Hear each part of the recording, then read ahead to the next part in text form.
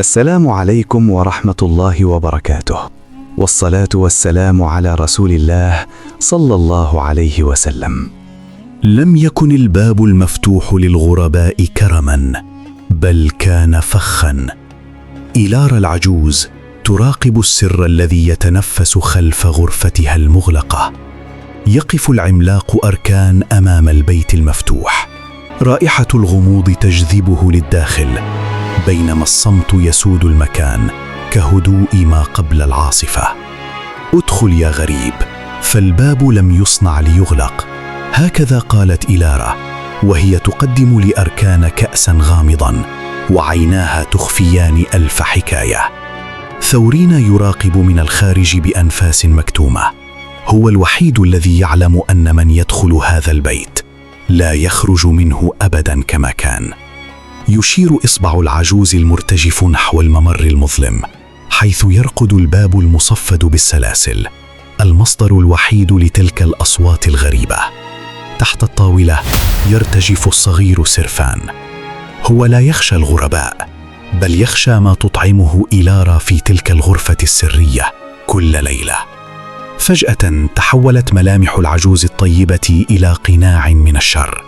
المفتاح الصديء في يدها هو تذكرة أركان لرحلة بلا عودة. بدأ العالم يترنح في عيني أركان. الكأس لم يكن ضيافة، بل كان سما يسلب القوة من أقوى الرجال. تظهر ناظرة من بين الظلال كشبح الموت، وبيدها حبال جاهزة لتقييد الضحية الجديدة التي سقطت في الفخ. خلف الباب بدأ الشيء يطالب بحقه. إيلارا تركع أمام السلاسل، وأركان جثة هامدة تنتظر مصيرا مجهولا. يقترب جاد بجسده المنحني وخطواته الهادئة، يحمل أدوات الطقوس، بينما يرقد العملاق أركان عاجزا عن الحراك تحت نظرات إيلارا القاسية. ثورين يتسلق الجدران الحجرية بروح يائسة، فهو يعلم أن الدخول من الباب انتحار، لكنه لا يستطيع ترك الصغير سيرفان وحده بالداخل.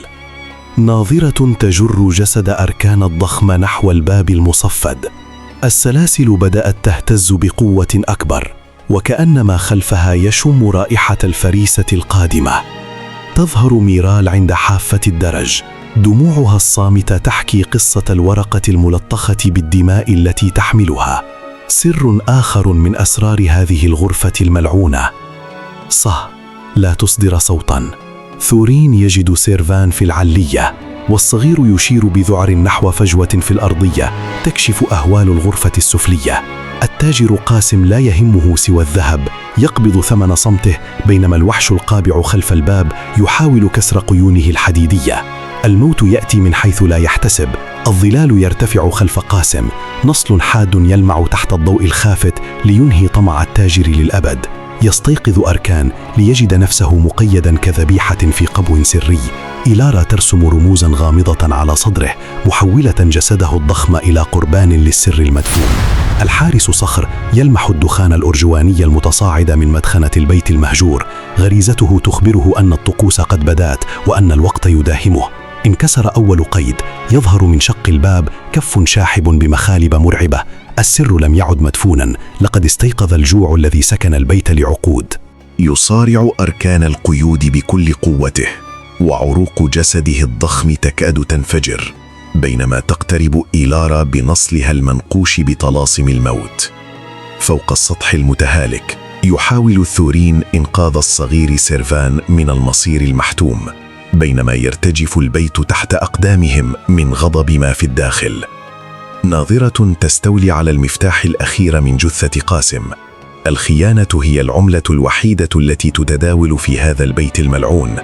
الأرض تنشق عن سواد قديم، سائل غريب يزحف نحو أركان، بينما تواصل إيلارا تراتيلها التي تستدعي قوى لا تنتمي لعالمنا. ميرال تشهد اللحظة التي ينهار فيها القيد الأخير.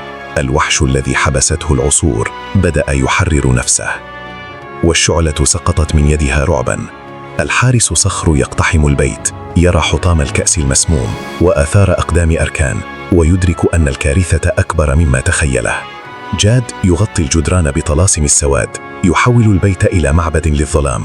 بينما تسير إيلارا بخطوات ثابتة لتفتح ما لا ينبغي فتحه.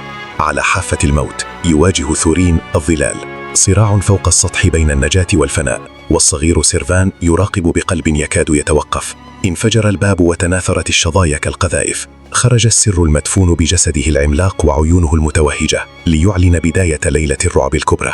تحرر العملاق أركان أخيراً، وبحجر في يده وغضب في قلبه يستعد لمواجهة الكابوس الذي استدعته العجوز من غرفتها المغلقة. خطى المخلوق أولى خطواته في الرواق، وإيلارا تمد يدها المرتجفة لتلمس جسده الشاحب في مشهد يمزج بين حب الأمومة ورعب الكابوس. الحارس صخر يواجه الوحش بسيفه، وميرال تشير بذعر نحو الكائن الذي سلب البيت سكينته. المواجهة الحتمية بدأت الآن. ثورين يوجه ركلة حاسمة للظل الغامض فوق السطح. صراع البقاء يشتد، وسيرفان يراقب الأمل الوحيد لنجاته وهو يقاتل بشراسة. يخرج أركان من القبو كالمارد المنتقم، عيناه الزرقاوان تلتقيان بعيني ناظرة في صمت رهيب يسبق الانفجار. زئير المخلوق حطم زجاج النوافذ وهز أركان البيت. سقط جاد صريع الألم، بينما ظلت إيلارا شامخة أمام عاصفة الرعب التي استدعتها. ينقض أركان على ناظرة لاستعادة المفتاح، القومة البدنية في مواجهة المكر. والزمن يتوقف عند تلك اللحظة الحاسمة. وسط الفوضى تكتشف ميرال ممراً سرياً خلف الكتب، مهرب غامض قد يكون النجاة أو قد يقود لمكان أكثر رعباً. صخر يضرب ساق الوحش بسيفه، فتتفجر طاقة بيضاء من جسد الكائن. لقد لفت انتباه الوحش، وهذا هو أخطر ما قد يفعله بشر. يفر ثورين وسيرفان من فوق السطح منزلقين نحو عربة القش. النجاة باتت وشيكة، لكن الظلال لا تختفي بسهولة في هذا البيت. في لحظة سكون مفاجئة يرفع المخلوق إيلارا بين يديه برفق، وكأن الوحش تذكر صلة قديمة تربطه بهذه العجوز الوحيدة. انتزع أركان المفتاح من يد ناظرة بقوة جبارة. سقط المكر أمام الصمود، وبات الطريق إلى الغرفة المغلقة ملكاً له وحده. تلاشت الرقة فجأة. سقطت إيلارا أرضاً حين صب المخلوق غضبه على الحارس صخر ليعيد مشهد الرعب إلى ذروته. في الممر السري تكتشف ميرال لوحات قديمة لصور الغرباء. وجوههم كانت هنا منذ قرن، وكأن الزمن يعيد نفسه في حلقة ملعونة. قذف الوحش بصخر كأنه ريشة في مهب الريح. تحطم الفانوس، وبدأت نيران الحقيقة تلتهم أطراف الرواق المظلم. لم يكن الهروب سهلاً. الظل الغامض هبط وسط القش كالصاعقة ليفصل بين ثورين وسيرفان، وبين حلم النجاة الأخير. فتح أركان الباب أخيراً، لكنه لم يجد غرفة. وجد فراغاً سحيقاً وتروساً عملاقة تتحكم في مصائر كل من دخل هذا البيت. فقد جاد عقله وسط النيران. بدأ يمزق صفحات الكتاب الذي يحوي سر الوجود، بينما تحاول إيلارا إنقاذ ما تبقى من تاريخها المظلم. تداخل جسد الوحش مع التروس الذهبية. السر المدفون لم يكن حياً، بل كان آلة زمنية تطلب أرواح الغرباء لتعمل من جديد. اجتمعت ناظرة وميرال في لحظة الوداع. القصر ينهار من حولهما، والقفزة القادمة هي الفارق بين الحياة والنسيان. أغلق الباب على أركان للأبد. لقد فهم الآن السر المدفون. الغريب القادم هو دائما الوحش القادم، والدورة لا تنتهي أبدا. وسط ألسنة اللهب تحاول إيلارا يائسة إنقاذ بقايا كتابها الملعون، بينما يراقبها جاد بضحكات صامتة وعيون تعكس احتراق التاريخ. صراع حياة أو موت وسط القش. ثورين يستميت لصد نصل الظلال، بينما يحاول الصغير سيرفان الزحف نحو حرية لا تزال بعيدة المنال. صخر يستعيد سيفه الذي أضحى يتوهج بحرارة غريبة، وميرال تظهر كطيف نجاة وسط الدخان تحاول سحبه قبل أن ينهار السقف. نصف رجل ونصف وحش. أركان يصارع التروس الذهبية العملاقة بكل ما أوتي من قوة، محاولا إيقاف زمن البيت الذي بدأ يلتهمه.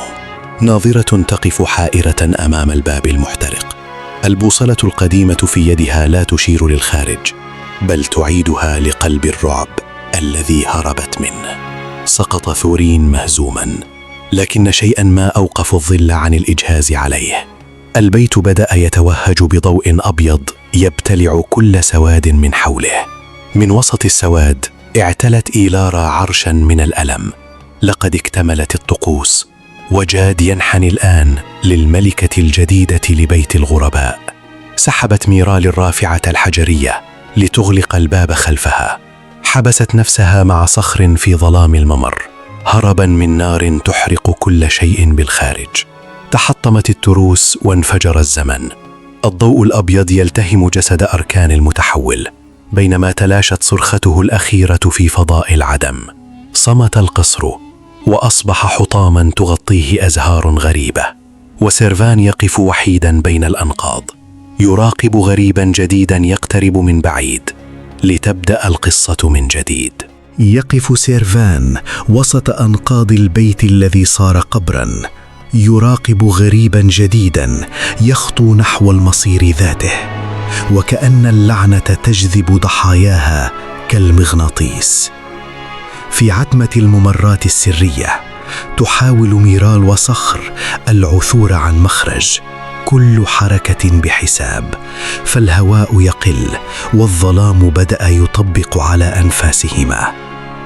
اعتلت إيلارا عرش السواد، السائل الملعون يتحد بجسدها، وجاد يقدم لها النصل الفضي كرمز للولاء المطلق لمملكة الرماد. استيقظ ثورين ليجد الظل واقفا فوقه، ليس ليقتله بل ليشير له نحو سرداب خفي كشفت عنه النيران، حليف غير متوقع في وقت اليأس. ناظرة تنظر في مرآة مهشمة لترى وجه أركان يحدق بها من الجانب الآخر. لقد صار جزءا من البيت وبات يطارد الأحياء في أحلامهم. في قبو الأرواح اكتشف ثورين الحقيقة البشعة، كل جرة زجاجية تسجن نفسا بشرية، وواحدة منها تحطمت لتعلن نهاية حياة أحدهم. فتح صخر بوابة الذهب، كنوز السلاطين الضائعة هنا، لكن ميرال تدرك أن هذا الثمن دفع من دماء كل من مر بهذا البيت الملعون. وقفت إيلارا لتعلن بداية العصر المظلم، أجنحة من سواد تظلل الأنقاض، وسماء البيت تتحول لدوامة من الغضب والرماد. واجه سيرفان الغريب ليتفاجأ بتمثال بلا ملامح. الغرباء ليسوا بشرا، بل هم دمى في يد القدر الذي يحرك خيوط هذا البيت. اجتمع الناجون تحت سماء الغضب، ينظرون نحو إيلارا وهي ترتفع وسط العاصفة، مدركين أن المعركة النهائية للتحرر من السر قد بدأت. ارتفعت إيلارا كظلام يبتلع السماء، لكن ثور وصخر لم يتراجعا. رفعا سلاحهما في وجه العاصفة، معلنين التمرد الأخير على سر البيت. ناظرة تستخدم سحر الأرض القديم ضد سحر العجوز، وميرال تحمي ما تبقى من صفحات الكتاب، السر الذي قد يكسر القيد للأبد. تدخل ثور في اللحظة الحاسمة لحماية سيرفان. نصله الفضي يصطدم بجسد الغليب الخشبي لتنفجر طاقة لم يراها بشر من قبل. من وراء الحجاب مد أركان يديه ليجذب العجوز إلى هاوية الندم. الضحية تحولت إلى سجان، والسلاسل السوداء بدأت تنعكس على صاحبتها. حتى جاد الخادم المطيع اختار التمرد، ألقى بآخر أمل للتطهير تحت قدمي إيلارا، لتنهار إمبراطورية السواد وتتحول لرماد تذروه الرياح. اتحد الظل والحارس في حركة أخيرة، دفعا رافعة المصير ليطلقوا شعاعا من النور شق قلب العاصفة الأرجوانية وأعلن نهاية الظلام. سقطت إيلارا من عليائها، ومع كل متر تقترب فيه من الأرض كانت اللعنة تتلاشى. العجوز الوحيدة استعادت وجهها الشاب الذي سرقه الزمان. تلاشت الأنقاض وظهرت المروج الخضراء. تحولت دمية سيرفان الخشبية إلى وردة نضرة، وأشرقت الشمس لتعلن موت السر ودفن الألم. ميرال وناظرة تودعان الأرواح التي تحررت. أركان وقاسم وكل من سجن في هذا البيت رحلوا بسلام نحو الضوء، تاركين وراءهم ذكريات طهرت من اللعنة. انتهى السر ودفن للأبد. الباب الذي كان مفتوحا للغرباء أغلق بمفتاح من ذهب، ليصبح البيت مكانا للسلام، وتنتهي قصة العجوز التي لم تعد وحيدة بعد الآن. ودي يا جماعة كانت قصتنا النهاردة. أتمنى تكون القصة عجبتكم، ويا ريت تكتبوا لي في الكومنتات انتوا بتتابعوني من أي بلد عربي أو أجنبي، ويا ريت تعرفوني الساعة كام عندكم دلوقتي، وانتظروني إن شاء الله في القصة القادمة.